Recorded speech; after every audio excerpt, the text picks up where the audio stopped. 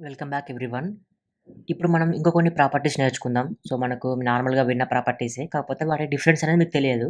So, ఇప్పుడు మీకు కొన్ని ప్రాపర్టీస్ చెప్తాను. అవేందంటే, సో, ఇక్కడ మీరు inner HTML and inner text and next text content. So, ఇలా మీరు వినే ఉంటారు ప్రాపర్టీస్. సో, ఆ ప్రాపర్టీస్ గురించి ఇప్పుడు మనం డిస్కస్ చేద్దాం. అసలు దీనికి డిఫరెన్స్ ఏంటిది? అసలు ఏంటిది కథ అనేది. ఓకే. సపోజ్ ఇప్పుడు నేనేం చేస్తా అంటే ఒకటి ట్యాగ్ క్రియేట్ చేస్తాను. లేదా ఒక పారాగ్రాఫ్ క్రియేట్ చేస్తాను. సో, పారా అని పెట్టేసి ఒకటి క్రియేట్ చేశాను. క్రియేట్ చేసేసి ఇక్కడ నేను వెల్కమ్ బ్యాక్ టు యూట్యూబ్ అని ఇలా పెట్టేసాను. ఓకేనా. నార్మల్గా ఇలా యాడ్ చేశాను. ఆ తర్వాత ఈ యూట్యూబ్ అని నేనేం చేస్తా అంటే ఒక స్పాన్లో పెడతాను. ఓకే. సో, స్పాన్లో పెట్టేయగానే మనకు ఇది స్పాన్లో ఉంటుంది. సో, ఇప్పుడు నేను సేవ్ చేశాను. వెల్కమ్ బ్యాక్ టు యూట్యూబ్ అని వచ్చేసింది. ఓకే. అండ్ నెక్స్ట్ ఇక్కడ నేను చూడండి, ఇక్కడ నేను సేవ్ చేయగానే నాకు ఆటోమేటిక్‌గా అన్ని ఫార్మాట్ అయిపోతున్నాయి. సపోజ్ ఇప్పుడు చూసినట్టయితే నేను ఇక్కడ ఎంటర్ చేశాను. జస్ట్ సేవ్ చేయగానే ఆటోమేటిక్‌గా వచ్చేస్తున్నాయి. దీనికి కారణం ఏందంటే మనం ప్రెట్టియర్ అనేది యూజ్ చేస్తున్నాం. సో, ఇక్కడ సెట్టింగ్స్‌లో మీరు చూసినట్టయితే ఫార్మాట్ ఆన్ సేవ్ అనేది ఉంది కదా! సో, ఇది నేను చెక్ చేసి ఉంచాను. అందుకోసమే నాకు అట్లా వర్క్ అవుతుంది. సో, అప్పుడు ఇది ఎనేబుల్ చేశాను అంటే డిజేబుల్ చేశాననుకోండి. సపోజ్ ఇప్పుడు నేనేం చేస్తానంటే ఎంటర్ చేశాను. ఎంటర్ చేసేసి ఇక్కడ నేను సేవ్ చేస్తే నాకు ఫార్మాట్ అనేది కావట్లేదు. ఓకే. సో, ఇలా మీకు అలానే అవుతే మీకు మార్చుకోవాలనుకుంటే మార్చుకోవచ్చు. లేదంటే ఇలా ఉంచండి మీరు కామన్‌గా. ఇప్పుడు నేనేం చేస్తానంటే జస్ట్ ఇక్కడ కట్ చేసి ఫస్ట్ ఐటెమ్‌ని సెలెక్ట్ చేసుకుంటాను. కాన్స్ట్ పారా డాక్యుమెంట్ డాట్ క్వెరీ సెలెక్టర్. అక్కడ నేను క్లాస్ ఇచ్చాను కాబట్టి ఆ క్లాస్ అనేది ఇక్కడ తీసుకుంటాను ఆటోమేటిక్‌గా పారా అనేది. సో, ఇప్పుడు నేను కన్సోల్‌లో చేశాననుకోండి పారా. సో, మనం చూసుకున్నట్టయితే ఆ పారా అనేది వచ్చేసింది. కావాలంటే మీరు చెక్ చేసుకోవాలంటే ఇక్కడ డామ్‌లోకి వచ్చేసి మనకి ఇక్కడ ప్రాపర్టీస్ ఉంటాయి కదా! సో, ప్రాపర్టీస్‌లో చూడండి వెల్కమ్ బ్యాక్ టు యూట్యూబ్ అని ఉంది. ఓకే. ఇక్కడ నేనేం చేస్తానంటే మీకు inner HTML, inner text content అనేది డిఫరెన్స్ కావాలి కదా! సో, ఇక్కడ మీకు ఫస్ట్ నేను ఇక్కడ కన్సోల్ లాగ్ చేస్తాను. ఫస్ట్ కన్సోల్ లాగ్ ఏం చేస్తా అంటే పారా డాట్ టెక్స్ట్ కంటెంట్ అనేది కన్సోల్ లాగ్ చేస్తాను. సో, టెక్స్ట్ కంటెంట్ అని కన్సోల్ లాగ్ చేయగానే చూడండి మనకు ఏదైతే టెక్స్ట్ ఉందో అందులో ఉన్న టెక్స్ట్ అనేది మనకు వచ్చేసింది. సో, టెక్స్ట్ అంటే ఏంటిది? వెల్కమ్ బ్యాక్ టు యూట్యూబ్ అనేది ఇక్కడ మనకు వచ్చేసింది. అలా కాకుండా ఇక్కడ ఏం చేస్తా అంటే కొంచెం వైట్ స్పేస్ అనేది యాడ్ చేస్తాను. So, white space nothing but ఇప్పుడు మనకు పారాగా వెల్కమ్ అని ఉంది.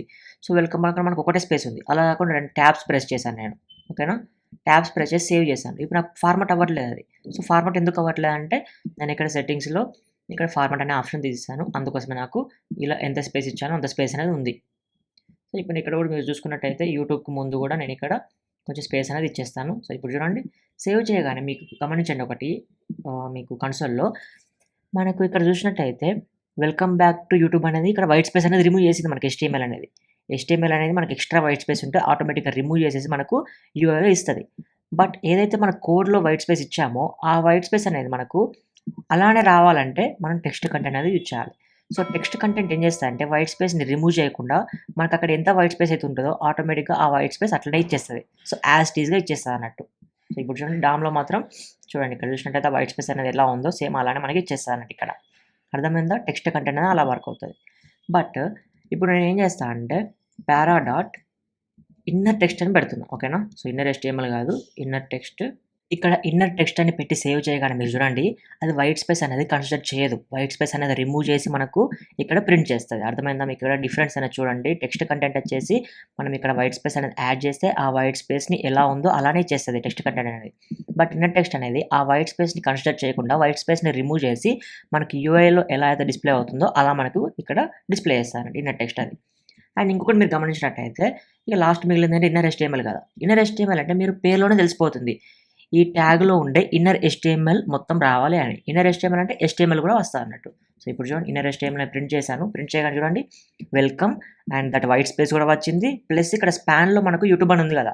సో, స్పాన్ కూడా మనకు వచ్చేసిందన్నట్టు. అంటే మనకు ఈ ట్యాగ్‌లో ఏదైతే HTML ఉందో ఆ HTML ప్లస్ వైట్ స్పేస్ ఏదైతే ఉందో వైట్ స్పేస్ అన్నీ కూడా ఇందులోకి వస్తాయన్నట్టు. సో, ఇది డిఫరెన్స్ అనండి. మీకు చూసినట్టయితే inner HTML, inner text content మీకు అర్థమైందనుకుంటా. సో, ఈ 3 చూస్తే మీకు డిఫరెన్స్ అనేది తెలియకపోవచ్చు. కాకపోతే ఇలాంటి సినారియోస్‌లో మీకు ఇది యూజ్ అవుతదన్నట్టు. ఎలాంటి టైంలో చూసినట్టయితే వైట్ స్పేస్ మనకుంటే ఆ వైట్ స్పేస్ అనేది మనకు టెక్స్ట్ కంటెంట్‌లో వస్తది. అంతేగాని ఇన్నర్ టెక్స్ట్‌లో రాదు. అండ్ అదే విధంగా ఇప్పుడు మనకి ఏదైనా ఎలిమెంట్‌లో HTML ఉంటే ఆ HTML అనేది ఈ రెండిటిలో రాదు. ఓన్లీ ఆ innerHtml మాత్రమే వస్తది మనకు. అండ్ ఇక్కడ మనం ఓన్లీ రీడ్ మాత్రమే చేస్తున్నాం. సో, రీడ్ మాత్రమే చేస్తున్నాం అంటే దాని మీనింగ్ ఏందంటే ఇప్పుడు మనకు పారాగ్రాఫ్ ఉంది. సో, ఈ పారాగ్రాఫ్‌లో ఉన్న టెక్స్ట్‌ని మాత్రం చదువుతున్నాం అండ్ ప్రింట్ చేస్తున్నాం. అంతేగాని ఈ పారాగ్రాఫ్‌ని మనం మార్చట్లే గదా! సో, వీటి ద్వారా మనం మార్చొచ్చన్నట్టు. సపోజ్ ఇప్పుడు చూసినట్టయితే పారా అని ఉంది గదా! So, para dot text content is equal to నేను ఇక్కడ మార్చుకోవచ్చన్నట్టు. సో, టెక్స్ట్ కంటెంట్ నేను ఇక్కడ నుంచెళ్ళి మనం ఇక్కడ మోడిఫై చేయొచ్చన్నట్టు. ఇప్పుడు ఏం చేస్తా అంటే వెల్కమ్ బ్యాక్ టు యూట్యూబ్ తీసేసి హలో శ్రీకాంత్ అని పెట్టేస్తాను. ఇప్పుడు చూడండి సేవ్ చేయగానే నాకు చూడండి హలో శ్రీకాంత్ అని మారిపోయింది. అర్థమైందా ఇలా. సో, అలా కాకుండా మీరు టెక్స్ట్ కంటెంట్ కూడా మార్చుకోవచ్చు. సపోజ్ ఇప్పుడు టెక్స్ట్ కంటెంట్ మార్చాం కదా! అలానే మీరు innerHtml కూడా మార్చుకోవచ్చు. innerHtml is equal to so, మనకి ఇది ఎక్కడుంది నార్మల్‌గా ఇది చూసినట్టయితే ఇక్కడ నేను చూపిస్తాను చూడండి. ఇదొక పారాగ్రాఫ్. సో, ఇక్కడ నేను కన్సోల్‌లో ఇలా చూస్తాను. పారాగ్రాఫ్‌లో మనకు హలో శ్రీకాంత్ అని ఉంది. అలా కాకుండా నాకు HTML పెట్టాలనుకుంటున్నా. అంటే ఈ పారాగ్రాఫ్‌లో ఇంకొక h1 ట్యాగ్ పెడదాం అనుకుంటున్నా. సో, అదెలా సాధ్యం అంటే మనకి ఇక్కడ చూసినట్టయితే innerHtml కదా! innerHtml మాత్రమే యూజ్ చేయాలి. ఎందుకంటే మనం HTML యాడ్ చేస్తున్నామంటే innerHtml అనేది యూజ్ చేయాలి. సో, ఇక్కడ నేను h1 ట్యాగ్ అనేది ఇట్లా యాడ్ చేస్తున్నా. సో, ఇక్కడ h1 ట్యాగ్ యాడ్ చేసి ఇక్కడ నేను హలో ఎవ్రీవన్ అని పెడుతున్నా. సో, ఇక్కడ చూడండి నేను ఇక్కడ దీన్ని ఎలిమెంట్స్‌లో చూసాననుకోండి. ఎలిమెంట్స్‌లో చూస్తే నాకెలా ఉంటది చూడండి. పారాగ్రాఫ్‌లో h1 అనేది యాడ్ అయిపోయింది. సో, ఇలా మీరు ఈ పారాగ్రాఫ్ అనేది ఎవ్రీవన్ ఉంది కదా! ఈ ఎవ్రీవన్‌ని నేను స్పాన్‌లో పెడదాం అనుకుంటున్నా. సో, మళ్ళీ కూడా పెట్టుకోవచ్చు మనం ఇలా. సో, స్పాన్‌లో కూడా ఇలా పెట్టుకోవచ్చు. ఇక్కడ నేనేం చేస్తాను HTML యాడ్ చేసి అందులో స్పాన్‌లో పెట్టాను. ఇప్పుడు నేను మళ్ళీ సేవ్ చేయగానే చూడండి నేను దీన్ని చూస్తాను ఎలా ఉందనేది. సో, ఇక్కడ చూడండి ఇలా చూసాననుకోండి h1 ఉంది. h1 లోపల మళ్ళీ స్పాన్ ఉందన్నట్టు. సో, వీటిని మనం రీడ్ చేయడానికే కాకుండా మనం వీటిని ఇలా కూడా యూజ్ చేసుకోవచ్చన్నట్టు. మనం సెట్ చేయడం కోసం. సో, innerText ఉంది కదా! సో, innerText కూడా మీరు యూజ్ చేసుకోవచ్చు. ఇప్పుడు నేనేం చేస్తాను ఇక్కడ మళ్ళీ సేమ్ మీకు ఏది కావాలంటే అది యూజ్ చేసుకోవచ్చు. innerText is equal to welcome అని పెట్టాననుకోండి. సో, వెల్కమ్‌గా మారిపోతది ఇలా. సో, మీకు క్లారిటీ వచ్చింది కదా! సో, ఈ టెక్స్ట్ కంటెంట్, innerHtml, innerText అనేది ఓన్లీ రీడ్ చేయడానికే కాదు. సో, వాల్యూస్‌ని సెట్ చేయడానికి కూడా యూజ్ చేయొచ్చు. సపోజ్ HTML అనేది సెట్ చేయాలనుకోండి.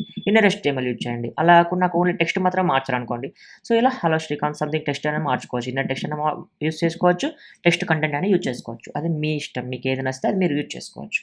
ఒకవేళ మీరు నాకు సపోర్ట్ చేయాలనుకుంటే మెంబర్‌షిప్ ద్వారా నాకు సపోర్ట్ చేయవచ్చు. ఇక్కడ జాయిన్ అనే బటన్ ఉంది కదా! ఇది క్లిక్ చేశాక మీకు 4 టైప్స్ ఆఫ్ మెంబర్‌షిప్స్ ఉంటాయి. సో, వీటి వల్ల మీకు బెనిఫిట్స్ అయితే ఏముండవు.